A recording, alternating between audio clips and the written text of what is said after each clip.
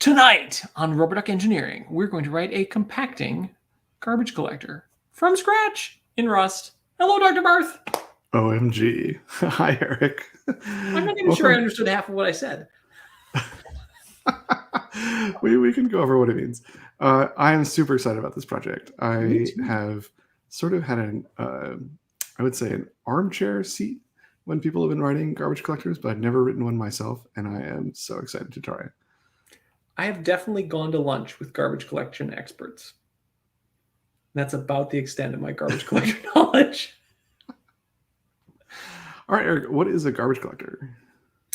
So it's a way of managing memory that is quite popular in modern languages, where you don't have to think about, you just say, hey, computer, give me some memory.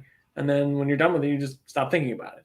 And it's somebody else's job or some other part of the program's job to go around and find that memory and give it back.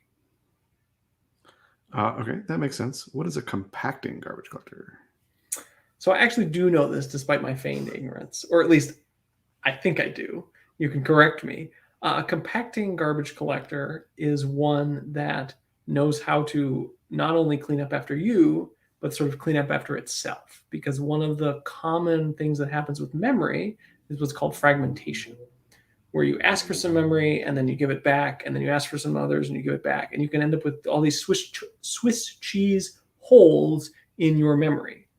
And so a compacting garbage collector, again, you can correct all the terrible things that I'm saying wrong here, knows how to, again, clean up after itself and squish down so that you don't have the Swiss cheese.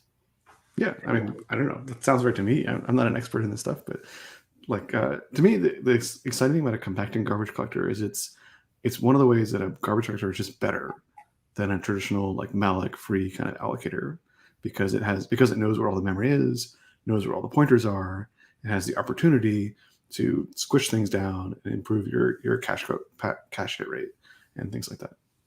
There are costs to garbage collection, which I don't know that we should totally fully get into, but it's not entirely free what you get. It's a job interview. No, but it might help you prepare for a job interview. So, you know, there's that. I hope I pass. I'd hire Eric. I don't know. But yeah, it's not entirely free, garbage collection. And I actually, one of the things I don't, again, knowing quite enough about compacting garbage collectors, because here you're talking to a math major who wrote a bunch of English in college rather than any engineer. But I think that one of the costs associated is you have to indirect your way to the memory. Like you have to go through handles. You have a pointer to a pointer often. What? Carlos, welcome, Carlos. Now the real experts are showing up. Carlos, we work with Carlos. Carlos is a real pro. And malloc is basically next plus size. I'm not quite sure what that means. Hi. Anyways, hi. Should we head to the code machine and attempt to stumble? Yeah, let's do it. To the code machine. To the code machine. Let's see if hold on. Do I remember where the code machine is? We had the code machine in the green room, so unless it's disappeared off the face of the earth. We have a code machine. Function made. Print hello. Excellent. So we are literally starting from, or figuratively, I don't know, we're starting from a blank sheet of paper. All we have is hello world, and we are going to somehow turn this into a garbage collector. Right. We don't have anything in the easy bake oven. Struct heap. It's my heap. Okay. So yeah. What's our MVP look like? We're going to allocate an object? Yeah, I think we should allocate an object, hold a pointer to it, and then see, or maybe allocate two objects, hold a pointer to one of them, run the garbage collector and see that the one that we held a pointer to stays alive, and the one that we didn't hold a pointer to is gone. That's sort of. And then how do we find out that it's gone? We just ask the garbage collector how many objects it knows about, or? Sure. Or we can add some debugging to dump the state of the heap. Something like that. Okay. That sounds like a garbage collector to me. Okay. But what I've learned in garbage collectors is if you don't start out making a compacting garbage collector, you will never make a compacting garbage collector. So I think we should do that, but in the structure of a compacting garbage collector. Why is that? I think the ability to move the objects around just changes all of the design constraints. And if you don't, because if you have pointers into your heap from outside and then you move things around, those pointers become invalid. And so you need to like worry about having this extra layer of indirection to allow the collector to move things around. And I saw online, it was funny, I would go searching for garbage collection papers and whatever, and I just see all these names from like Chrome and stuff, people I once went to lunch with. But like my impression was there is another way besides using handles. Are you aware of this? Yeah, I think there's lots of different ways, but the way that I know is with handles. So Okay. Diving into Rust lately, must say thanks to the Rust analyzer, it's so much better than it used to be. Yeah, I cannot imagine trying to write Rust without the analyzer helping me. It would be way too hard. Well, I think what Rafal is leading to is that there's two. There's the Rust language server. That's the one that would default on stable. Maybe it still is, and then on the Rust language server stopped building. And so I had to switch to Rust Analyzer, which is this like new one. And the new one is way better. Okay. But anyways. All right, do you want to scroll up? I can start typing more. Yeah, please. Here. So you tend to have a thing called a space. And then you have the from space, which is a space. Okay. And then you have the to space, which is also a space. Is this like generations? Like new generation, old generation? Yeah, you can layer generation. Generations are more spaces that you end up building. So you allocate in a space, you allocate in the from space. Okay. And then when you do a collection, you move things from the from space to the to space, and then you swap them, roughly. And then you can add more generations on top of that, but for simplicity, we can just have two spaces. Okay. And then presumably you need some sort of handle. Yeah. So, we're not there yet. We could get there. So we make a handle? Well, like, this is just your way of writing code versus mine coming against you. It's like I would write the pseudocode that I'm trying to produce here down in Maine. Okay. Sure. And it's like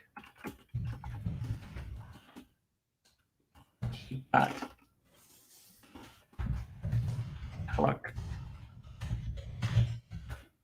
Okay. Handle to.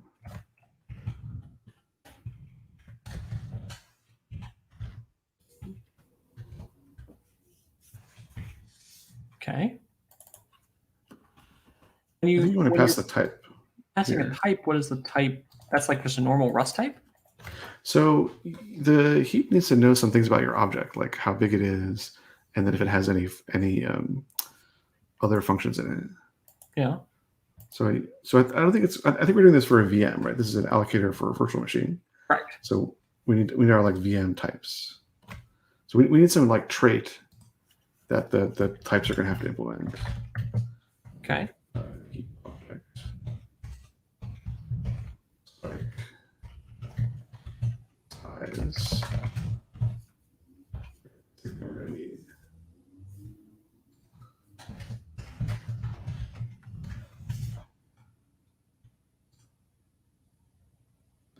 We can start from there. I guess we need a handle type. Mm-hmm. So let's global handle for simplicity. But we're eventually going to need two types of handles, local handles and global handles. So global handles are things that can live for a long period of time, and local handles will be things that you can only use within a stack frame. But we can just start with global handles. Okay. Figure out how to make a templated type. This.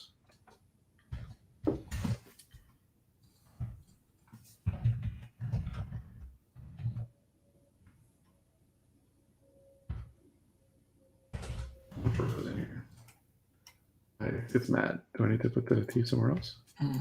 T never used. Oh, I agree. Okay, how about this? Heap star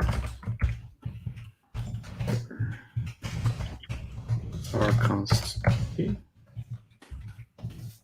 Won't be bad. Call handle.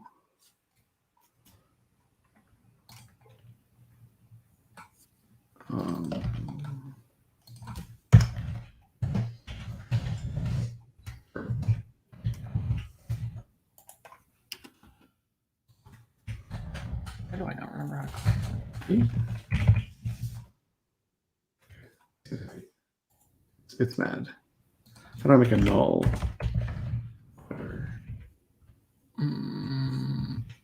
Oh, I remember having to do that for it's probably like PTR none or something like that. Oh, SCD. SCD PTR. Yeah, SCD PTR null. Yeah, I remember having to do this when I was doing the C bindings for Ren. Yeah, PTR null. There's also null mut, I think. This is just a placeholder.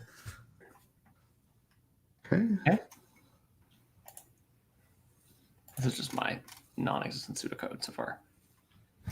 So I think our space is going to need We're gonna need constructors for these things. Yeah, maybe not. So okay, so now I think we should show the book link. So we found a nice link, a book that was sort of explaining how to do the basics of garbage collectors in Rust. You did find this book. Yes. Which I think the thing that the thing I'm most excited about from this book is the like low level way of allocating memory inside of Rust. Well, they have a garbage collection section. I did not read it. Oh, I didn't read it because it's 4.4.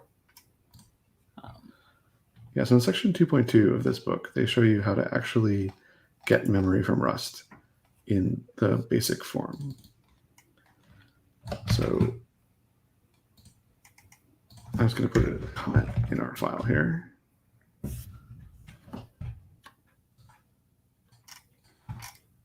Oh, of the. Oh, I see this. So this is the sort of primitive way of getting uninitialized memory. So like I think if we want to create a space here, we're going to want to say new.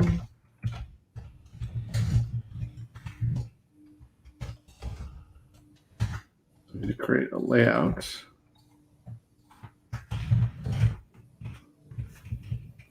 Tell Rust how big a thing we want. And then we need to call alloc to get the pointer. And we'll have a pointer to memory of that size. And we're really excited about allocating this thing. I think we can just go on a 4K boundary.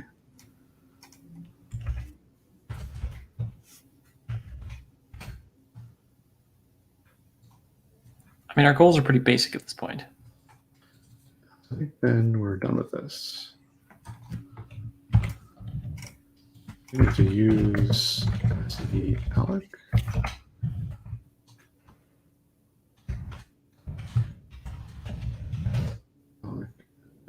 I guess we did skip the whole section at the beginning about why we're doing this. Sure. Do you want to tell the viewers why we're doing this? Well, so we were looking this weekend. We were looking at some traces of our Ren compiler interpreter because it's basically done, and we were just trying to see if we could get it as fast as the C one. And the traces were just were still slow, and we found that basically all of the major issues remaining would be solved by garbage collection. There's one major deviation of the Rust version versus the C version. And so we thought it would be fun to explore writing a garbage collector. And if we're successful, we can wire it into our Ren implementation. Did that capture? Yeah, I think that's right. Like it was sort of interesting that all the benchmarks are pointing back to the allocator being the place where the performance difference was coming from, which makes sense. We're using a very dumb allocator in the written project. Well, this was, I actually have one of the things still up, and it's interesting. They're not all in ways that are immediately obvious to the allocator. But like this, for example, we're spending 7% of our time in this clone function, which would all go away if the way that we copied values was cheaper, if they were just pointers, for example. Or we're spending all this time in drop, which we're dropping ref counted, which are ref counted wrappers.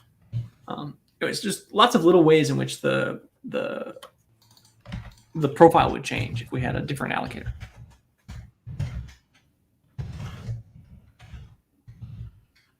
What's a good error? Do we need like an anyhow or something?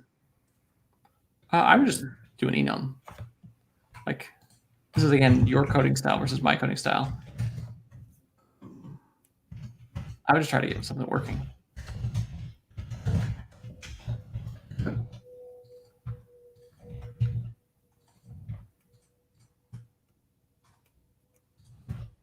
I've not used anyhow. I've read about it.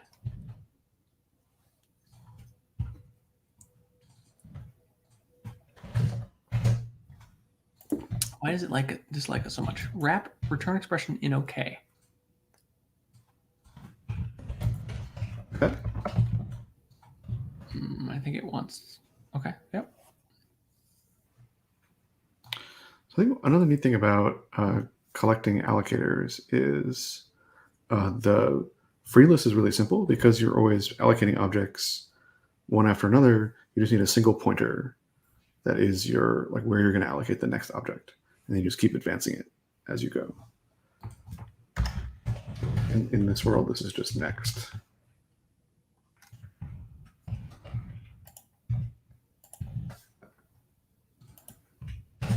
Mm-hmm.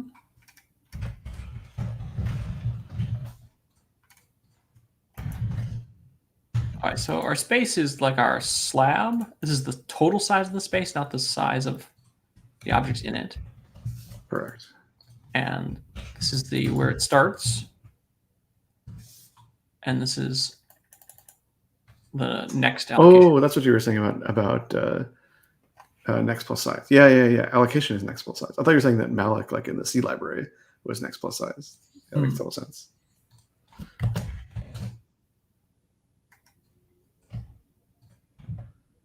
If you scroll down, I'm trying to type out the allocation function.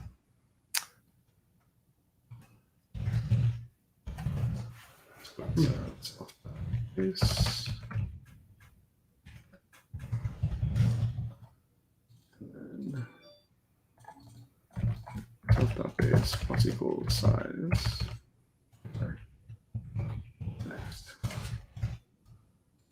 Next plus equals size. But we could be out of space.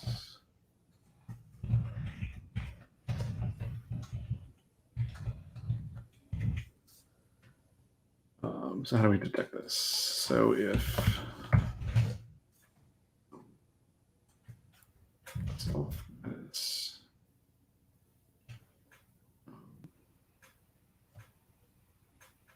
I think about how to do this without overflowing.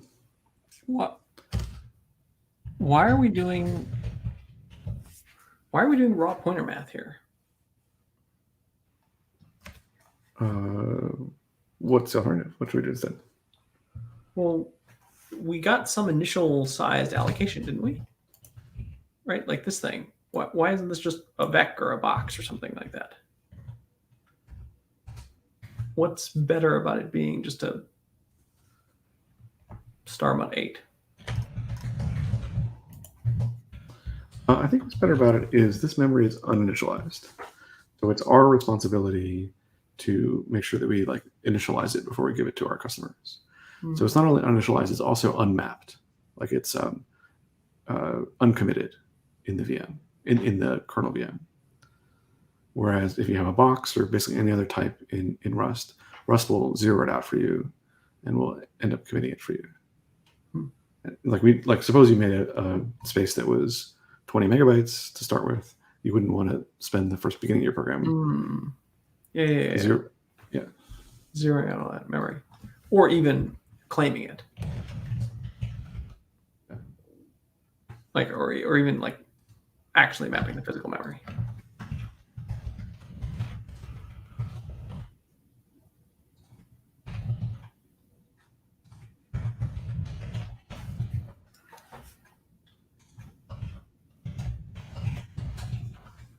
There's a way of doing this without overflowing.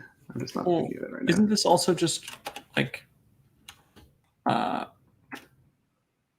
existing equals self dot next minus self dot base? Oh yeah, this is like use, right? Like allocated. Yeah. And you want to see if size size minus size is less than allocated. Or if, oh, I see, you're worried about, well, but rest will throw an overflow. Right? Isn't there there's like you can do a manual add that like does. Like checked add. Yeah, something like that. Okay. You could just do self dot size plus, or yeah, exactly. Is greater than. And then you can just map that. If it overflows, you obviously. Checked add. Yeah, I don't know if it's called checked add, but that sounds about right. Cannot subtract. Pointer math, not allowed. Checked add returns an option. It's like, okay. Or Else, right? Or no space. I don't know how we do pointer diffs. Look.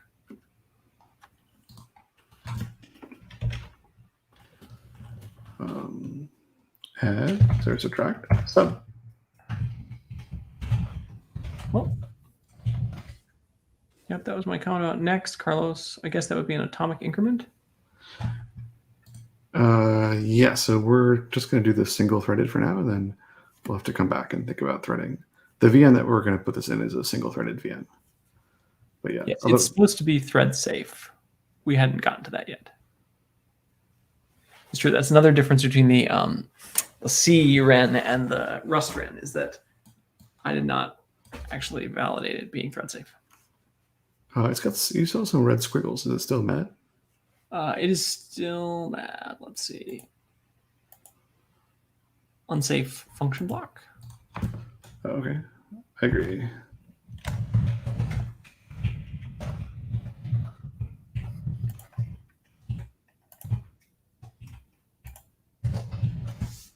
Okay. Mismatched types. Expected use size. Foundry pointer. What does sub give you back a? Oh, sub is not doesn't give you a difference between pointers. Sub gives you like you're supposed to subtract a count. Offset from. Offset from.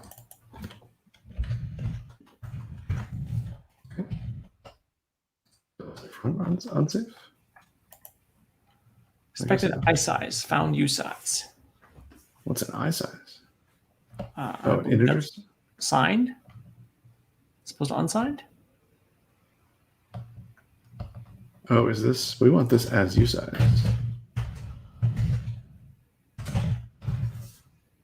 We know the next is always greater. I see. Binary assignment operation cannot be applied.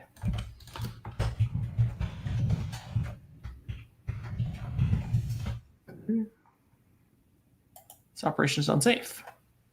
Okay, I'm just getting the sense we're going to have a lot of unsafe code here. Yeah, I mean, we could be a little bit more. Can it find value heap? Oh, this is just my silly pseudocode. Okay. Well, we can. Why don't we make a way of allocating our heap?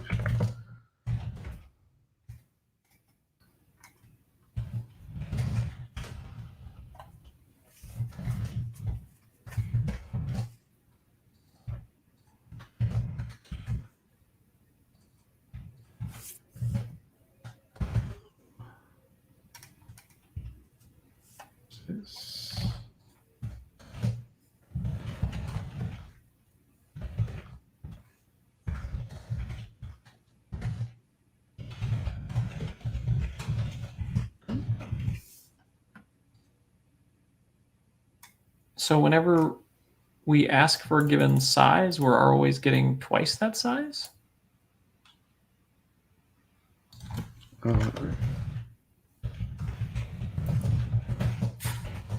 Presumably rounded down.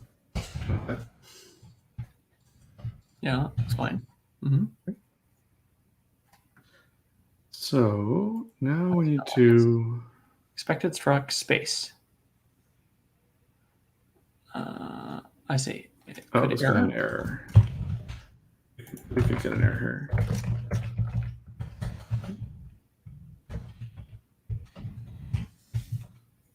Okay, and then this needs to be okay. Yep. Now we need, the next thing I think we need is a object header. So whenever we put an object in our heap, right before the object, we're going to put a little header that describes what the object is. So that's going to also make our alloc function need to offset by more than just the size, like the total size. Yeah, it's like adds a little bit of bloat to each allocation. So where's our heap object? So we need like a... That's like our trait, right? That our... Yeah. We need like a... what do we want to call this? We need to know size. Object. Oh, we need like a pointer to the heap object, right? Does the heap object just have to return this object header? I guess we are doing the allocation. We're going to need to get back to the heap object because we're going to have to ask it questions like, go find all of the pointers inside your object. For tracing. For tracing. So heap object is really traceable or something like that. Yeah. Traceable? I was reading some other Rust GC, but this was a couple lines ago. Cool. Had something like that. I thought, is there no way in Rust to, like, I see, because we're going to allocate the slightly bigger space, and then we're going to get an offset into that space, and then we're going to like placement new or whatever into that offset. Yeah, so this is the thing I'm not quite sure how to do in Rust. We need to figure out, which is normally when you create an object in Rust, it also starts the lifecycle of the object. So we're going to have a bunch of raw memory that we've gotten from alloc. And we're going to have to say, okay, Rust, this is now a Rust object. I totally saw this in one of our, and I guess it's not in this book.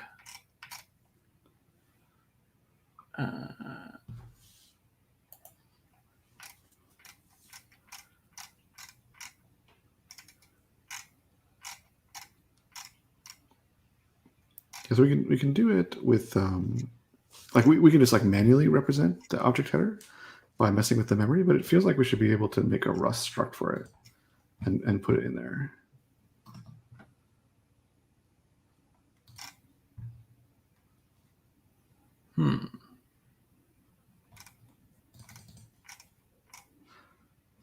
But we can just keep going. Like we'll eventually hit this problem and have to solve it. Okay. So like the easy thing to do would be just put an ID, like let's say we had an enum, right? And this thing could just be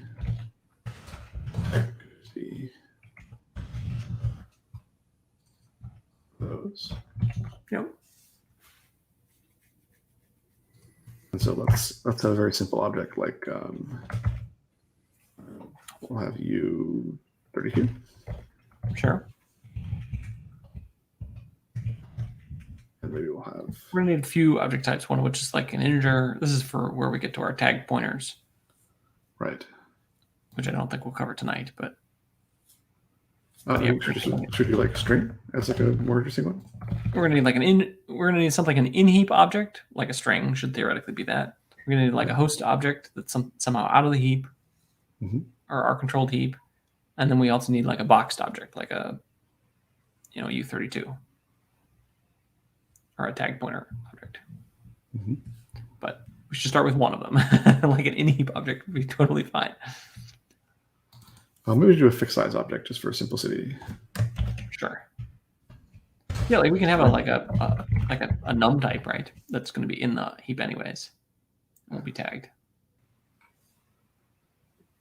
Okay. Okay. What else do we need in our object header? What's driving? You're just trying to anticipate, or are you still trying to? Did we successfully allocate a heap? I believe we successfully allocated a heap. So I'm now trying to implement this function. So way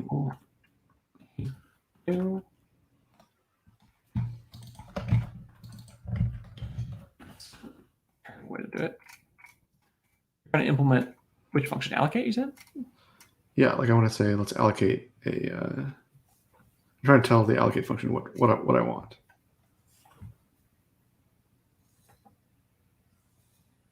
So maybe I need to have like a struct number.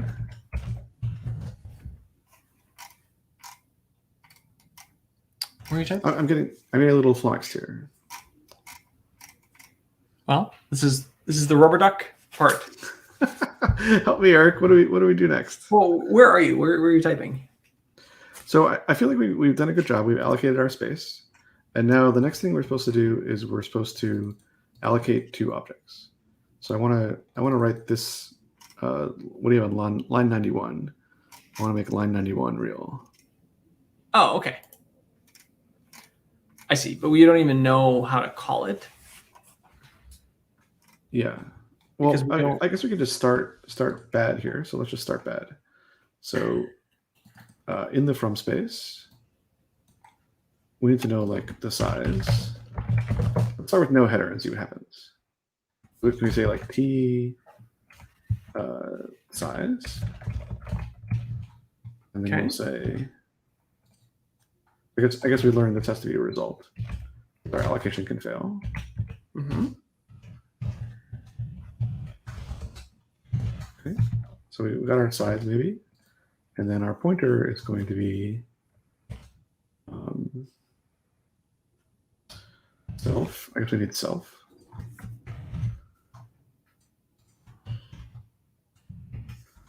Self dot allocate size. Okay. Well, it needs to be size plus. Or does t include the header? Well, we don't have a header yet. Maybe we shouldn't jump ahead to our header until we have a problem. Okay. Yeah. And the header will eventually solve a problem for us, so we can keep going without it until we hit that problem. We're going to eventually need a header. There's like a principle that this is where like it's important to, I don't know what it is, but like let yourself fail in the first pass. So you can just, you have to go deep sometimes to like understand what you're actually building, and you can back out. Mm-hmm. Okay. Okay. This seems legit. Do you want to allocate maybe. to? Like, I think we need a concrete thing like a number that's going to implement traceable, right? Implement traceable or number. This is going to be like allocate number. How is it going to be initialized? So the number is going to be what, 4 bytes? 4? Well, how are you ever going to run the initializer? On the How are you going initializer. to call the initializer? That's Like I'm trying to write line number 91 again. We can say init.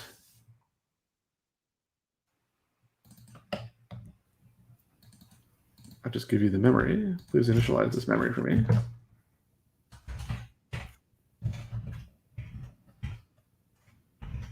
We're like,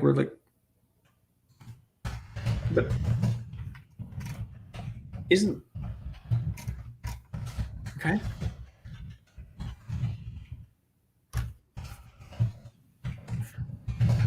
Okay.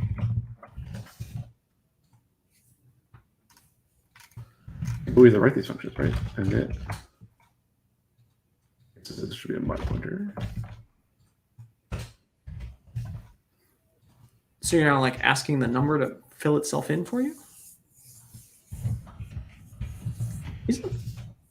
Is there a way? I feel like we're on the wrong track here. No,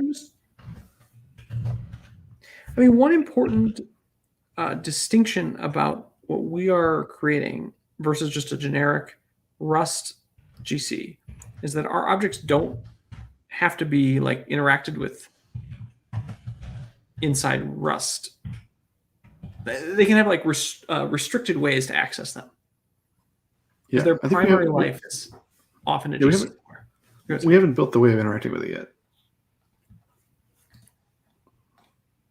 So that's okay, but we don't need to do that yet. Well, so I was coming at this from struggling to write line 96. What's wrong with line 96? You don't Was need it 10 of them. allocating the number 10? No, you're just allocating a number, 10. Okay. And then, like, you want to have like a get and set. I see. Let's not worry about interacting with the number yet. That wasn't in our MVP list. Yeah. Okay. Okay. So now I think we want to drop, right? cd mem drop 1 heap.gc. And then somehow verify that 1 is gone. Oh, you wanted the second one to be gone? I think it's better. I just wrote down what we said at the beginning. Verify the second one's gone. Oh, fine. We'll verify the first one's gone. This is the journey we set out for our MVP, right? Yeah. Okay.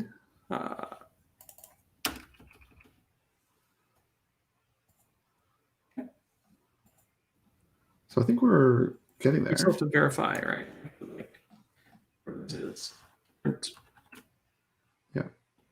Heap dot. Dump. Maybe we should ask the heap if it. What happens after you? Maybe we can ask the heap how much it's storing. Like how much is it? How much memory is it using? Like yeah, because it'll know how much memory is allocated, and that'll tell us whether we succeeded in reclaiming. Like we should add like a function. Okay. Print ln. Should be. This is really like a unit test at some level. Yeah.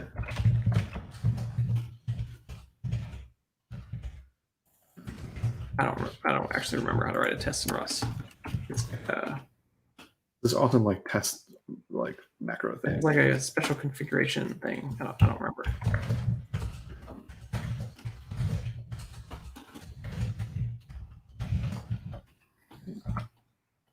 So we know how the space should be used. Object count. This is allocated space or something. Like that.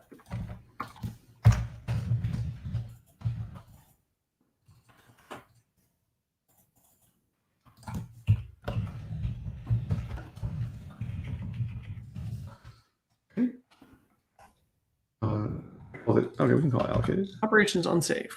I'm sorry, where'd you go? Oh, I see used. That works. Used? Okay. Whatever you typed is fine. I am not fussy. Okay. So we haven't done anything for collect yet. So collect is where some of the fun is going to be, I imagine, in the garbage collector. Struct takes 0 type arguments, but 1 type argument was supplied. Fixed. So function takes 0 arguments, but 1 argument was supplied.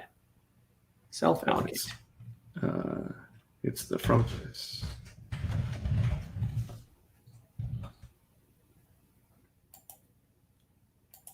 No method name allocate. Instruct space for the current scope. It's called alloc.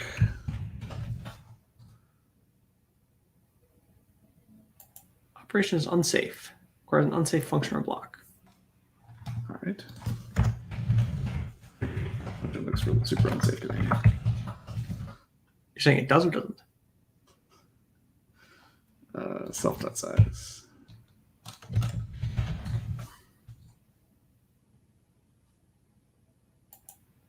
No method named used. I thought that was what you called it. I thought it did too. Heap used. Oh, maybe it needs to be public.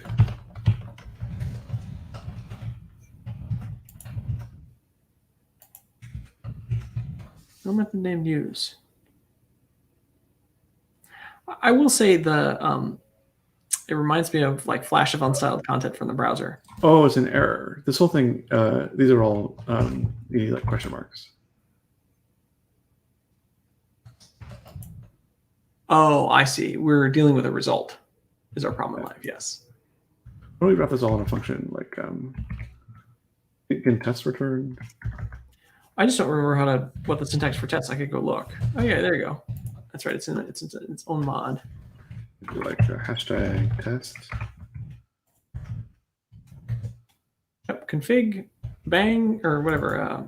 Pound config tests like this. Not quite. It's CF.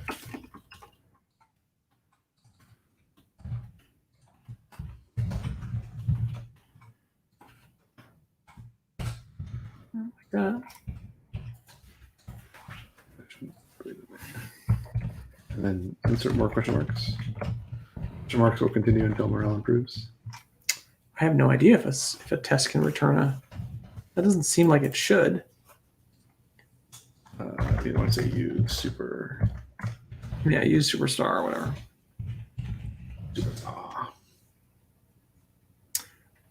You were right about this goes on the outer mod. And these are somehow a pound bang test. Yeah. Oh, what happens if you click the run test button? It probably runs it. I guess it was still mad. It had a lot of squiggly marks. Did you see it's not implement debug? Oh, okay. This, since we now have a test, these should be asserts or whatever the correct assert equal.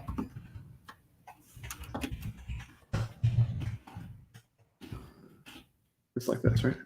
Hashtag derived debug.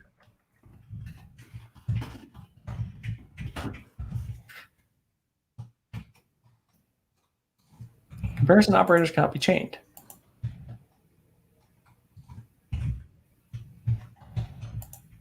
What the heck?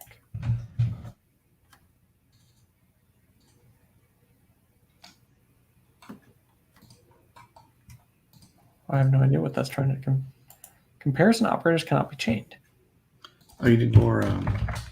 Oh yeah, there's a name for it. The something fish or something. We require more Vespian colons. All right, so this should now. We think that this actually should be number 1 is, or the size of. Which should be 8, right? Like they're each 4 bytes big. Well, but it should be like it's a number. Oh, sure. Size times 2.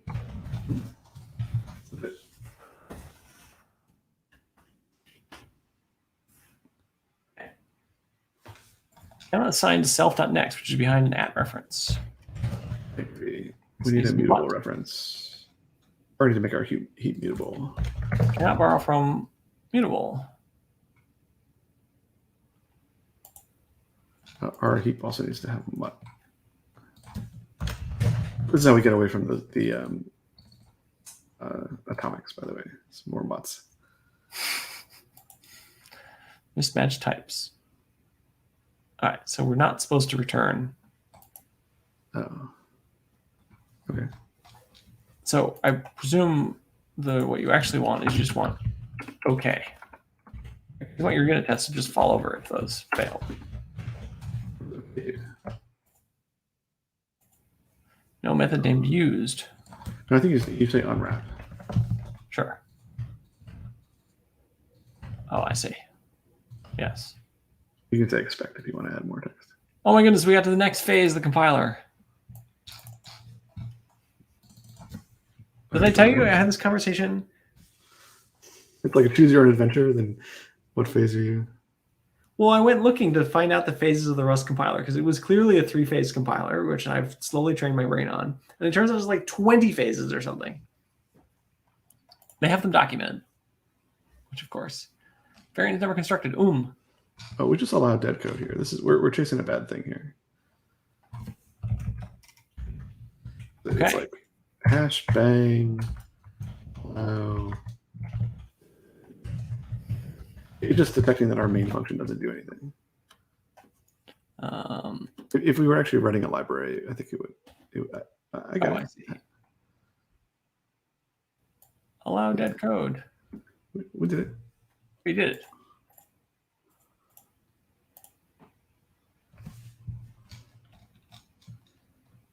I think if we just put an underbar and then it'll be allowed. Why don't we we'll just drop it down here and then it'll be used. Oh, I see. Okay. Okay. Cool. Does this mean we should try? I mean, who knows? I think you just click the run test button in the UI. Failed. It failed. It failed because we didn't collect anything.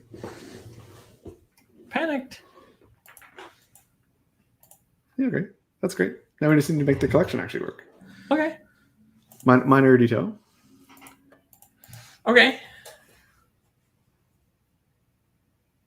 So right now we have a problem, which is that our heap doesn't keep track of the handles. Right? Like it has no, when the handle gets dropped, there's no communication back to the heap. So the solution to this problem is a cell. So global handle actually should be a ref pointer to a cell. Sorry, it should be a cell. A ref pointer to a cell.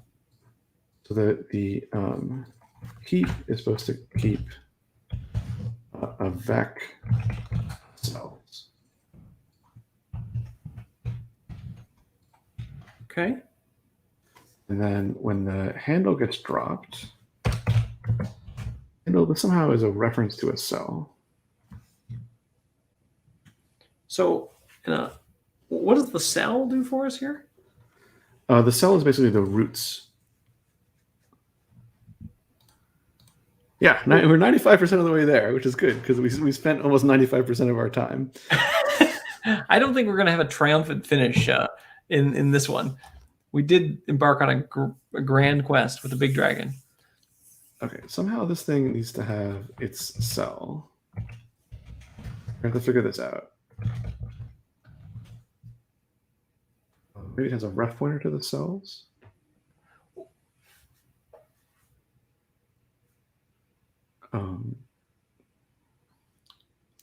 So basically, when we collect, we're going to use the cells as the roots to collect from.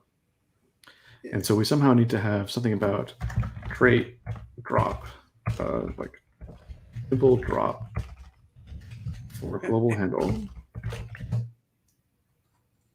Somehow tell the cell that it's not used anymore. I'm so confused by the cell part. So cell is a Rust struct that you use to wrap things when you want to like have different mutability than their parents, right? Oh, sorry. No, this is a different kind of cell. Oh. So think about it this way. When we move the object from one space to another, we need to change the pointer. Yeah. So we can't go chase all the handles to do that. We have to change it in the cell.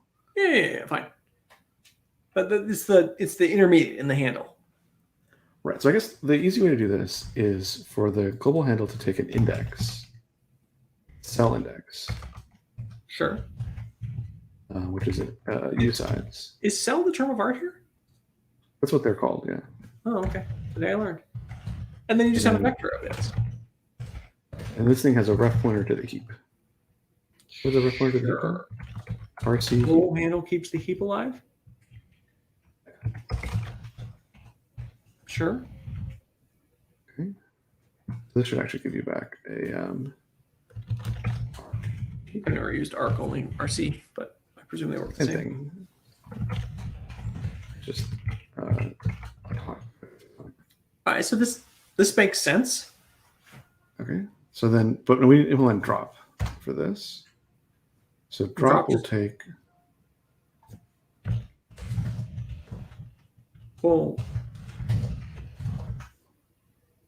we need to tell the heap dot clear cell.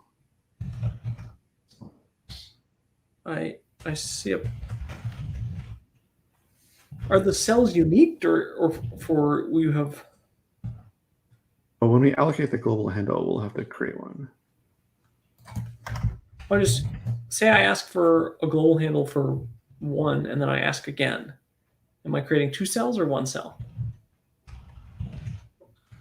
Again? Say global handles are only an artifact of the Rust part needing to see inside the VM. Correct? They're the way you hold on to objects inside the heap. They're roots or whatever. Yeah. Right. So if I ask for a global handle once for an object, and then I ask again, do I get 2 entries in the cell table? You can't do that. You can't ask the heap for an object. You have to start with a handle, and then you can get a different kind of handle for it. I see. But yeah, if you open up multiple handles to an object, you'll get multiple cells for it. I see. Okay. So when we're walking, yeah, that'll call this redundancy in the walking, but yeah. Yeah, well, global handles are expensive. That's why you want to have local handles, which will basically do a similar thing to this, but will keep the cell vector on the stack for you. Yeah. Okay. And then somebody also needs to keep a list of all the known global handles? No, it just when the global handles are dropped. So that's what the point of this drop trait. Mm-hmm. When the global handles are dropped, they'll go tell the heap, "Hey, I dropped this thing," and the heap will zero out the cell, and so it won't be used as a root anymore. Okay. The moral equivalent of cells handle index, cell index.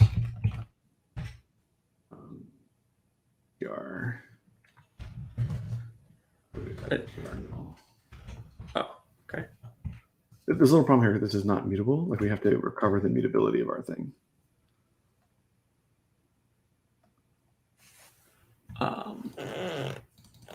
Well, I mean, you can always put your thing behind an actual Rust cell to deal with mutability like that. Right? You just mutt borrow. I do that. I just say cell like this.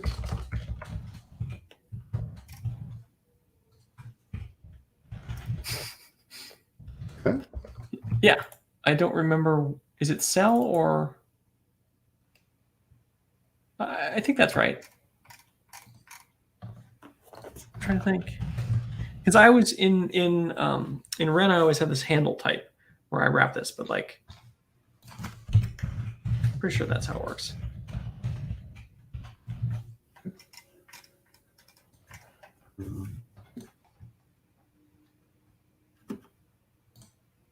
I feel like I want to hold like inner object for this. Okay. Now we put this thing in an arc, we're gonna have trouble recovering mutability for it.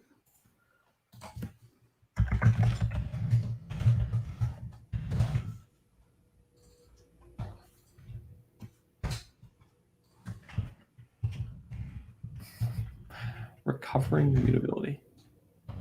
Well, this is like this inner immutability problem.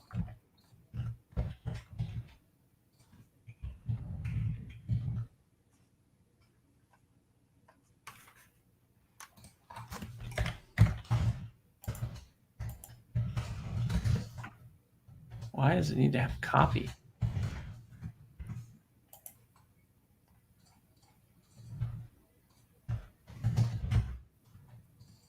Did we mess something up?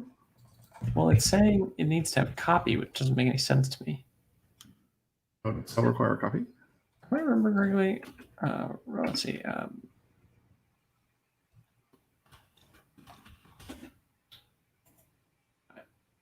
trying to remember. Okay, I mean we don't need to do this. We can do it the other way.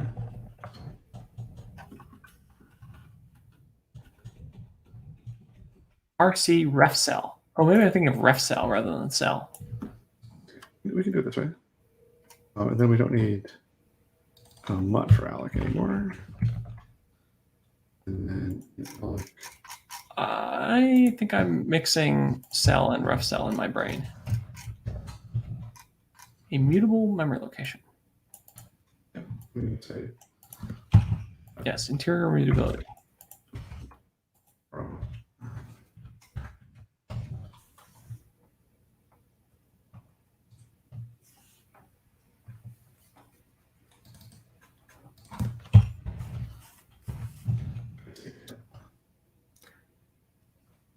I think we're going to have to come to a resting place.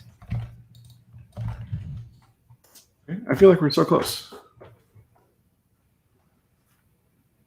We just need to change our alloc to allocate this handle properly. Okay, so we need like a expected cell mutt found raw pointer.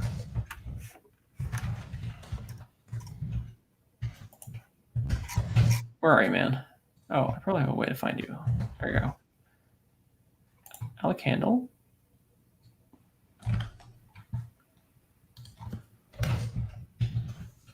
I want self dot cells. I'm going to push a new cell as this pointer.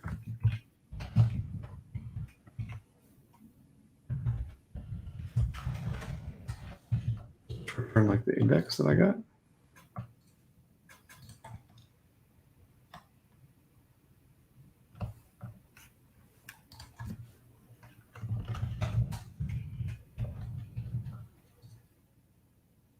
Let's push work on vector.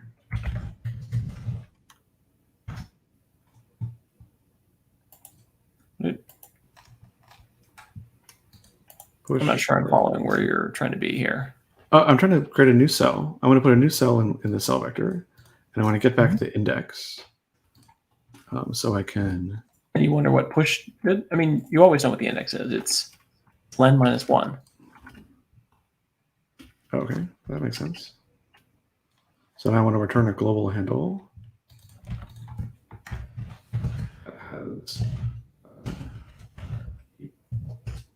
is a reference to me, and my cell index is cell at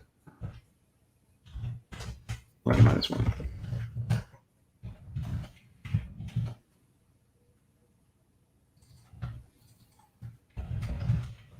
So the global handles hold on to the heap, but the heap does not hold on to the handles.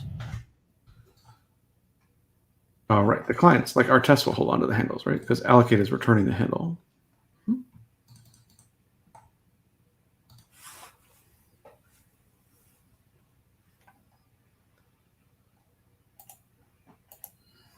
We No, I have think a bunch of errors to wade through, but yeah. Okay. Should we wait through the errors? Or we? I feel like we're like 1 inch away from writing the collector function. We're okay. I thought that Carlos was still going as a part of the thing. I saw his 95% comment. No method named borrowMut. So this may need to be ref cell. I don't remember what I don't know what the difference between cell and ref cell are.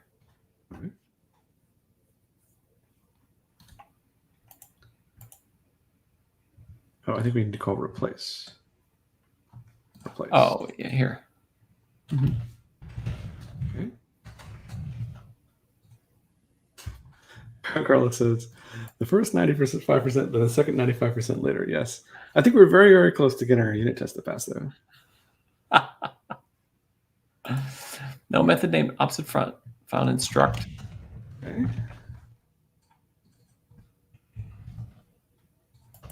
Trait. Not, oh my goodness. Trait is not satisfied. Required because of the requirements of the impl debug. Oh, this is copy. I see. Do we need to implement our own debug? We just drive debug. Yeah.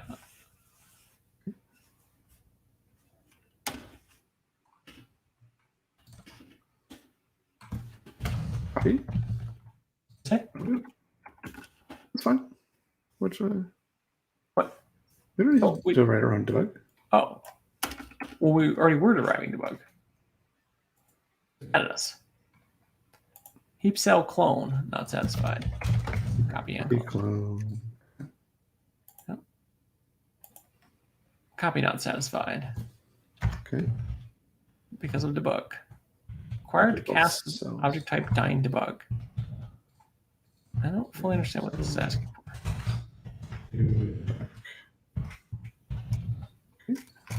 can't find arc in the scope. Use SCD sync. It's sync arc. sync arc. Why not?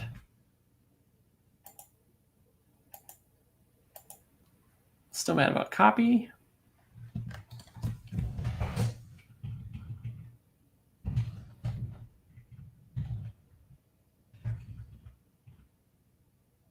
I don't know what you're doing.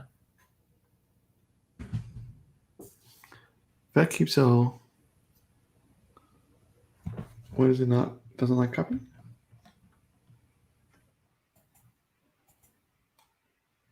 It's the vec, the whole vec.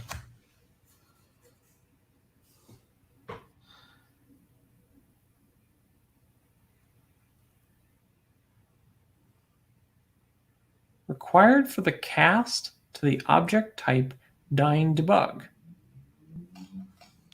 Okay. I don't really understand what this is trying to do.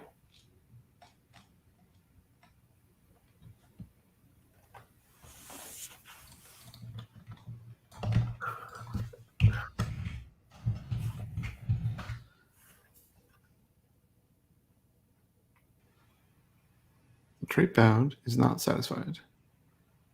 Maybe because pointers are not copyable? They've got to be copyable. I don't know. I mean, we can also just add an empty debug statement, right? Okay, let's add an empty debug. Instead of trying to derive it. There's. All right, I just don't remember the exact, but it's like right or something. It's like, whoops, where'd we go? Are you typing away somewhere? No, I was searching for this code snippet. Yeah, exactly. Here we go. Did you get it? I've got it.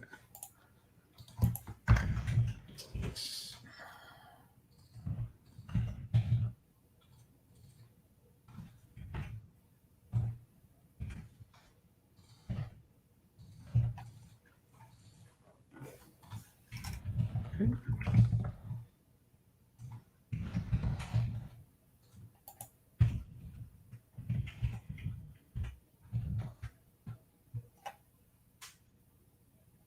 Failed to resolve. No, It's like standard colon format, yeah. Here. Rust compiler stage of writing Rust code. Which can be a long stage. No method name follow borrow mutt. For this is the vec. Don't we need to? Okay. Or the vec is in a cell. The vec is in a cell.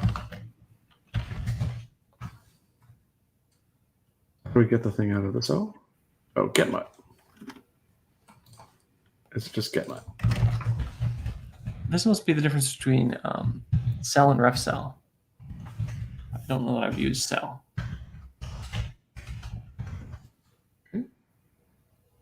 Okay, missing structure fields. Value. In the cell. This is right. This is a heap cell, not a cell. Okay. Missing structure fields, cell index. Okay. More colons, less equal signs. Yep. Method get exists for cell, but traits found are unsatisfied.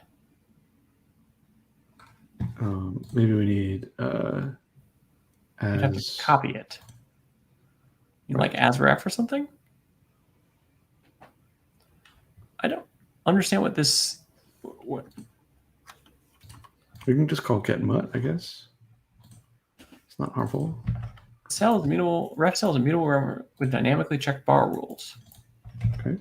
A cell copies or moves the contained value. A ref cell allows both mutable and immutable borrow referencing. I think you want ref cell. Okay, let's make it a ref cell. Because otherwise you're copying your vector out, which is why it's trying to make it. That's why it was asking for copy. Okay, make a ref cell. They do not want to copy my vector. Correct. So I think this debug is now unnecessary. Commented out. Some of your copy and clones are unnecessary. Did you already move them? Yeah, I put the regular debugs back. I cannot find ref cell in the scope. Yeah, fine. Cell ref cell, or is it? I can. Okay, yeah, it's not get. It's now borrow. Okay. And get much should be borrow much.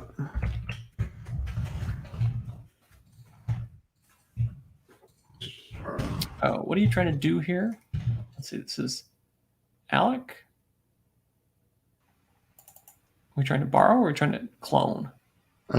Clone. And then you want to return a ref, or what are you trying to return? I just want to get the number out. Like I want to. Let's see. What are we doing? We're trying to get result. Oh, and you want to somehow turn it back into a pointer. And you want to like leak it. Oh, I can just take it. Take it's fine. Where are we? This is in Alec. This is an Alec.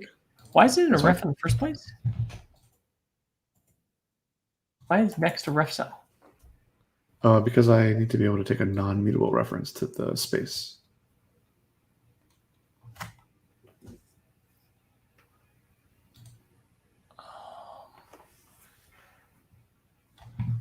Okay. Doesn't feel right, but I'll have to look at it with less tired eyes. Okay. Take is mad. I think we're gonna have to cut bait. No, we're so close. We're also 10 minutes over. Okay. Tune in next week for the exciting conclusion. It really is. It's quite close. Like the I can just sketch out. I think once you get the Rust compiler happy, then what collect does is it walks the cells, and then since we don't have any tracing to do, it just copies the ones over that are still there, and ignores the one that isn't there. And then that'll GC numbers. And then when we have objects that have fields and stuff, we'll have to do tracing. Yeah, it's gonna be good. We'll have a more working GC next week. This is fun. The fighting with the Rust compiler is a little bit but we got this most of the structure in place, I think. Well, thank you all for tuning in. We'll see you next week. See you next week.